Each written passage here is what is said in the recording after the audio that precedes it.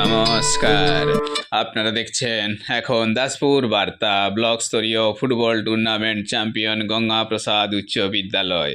দাসপুর এক ব্লক স্তরীয় inter school football tournament হয়েছে নবীন মহেশপুর কামিনীবালা উচ্চ বিদ্যালয় ময়দানে 27 আগস্ট বুধবার।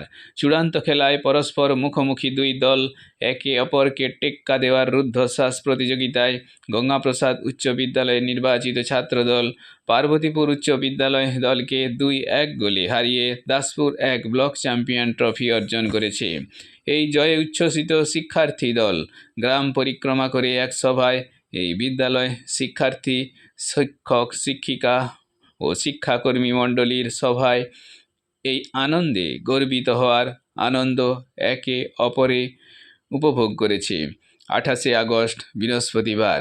এ দৃশ্যই এখন দাসপুর বার্তায়। রিপোর্টে শ্যাম সুন্দর দলই। Like and follow with subscribe এখন দাসপুর বার্তায়। দাসপুর বার্তায় যুক্ত হন, আলোর পথে এগিয়ে চলুন।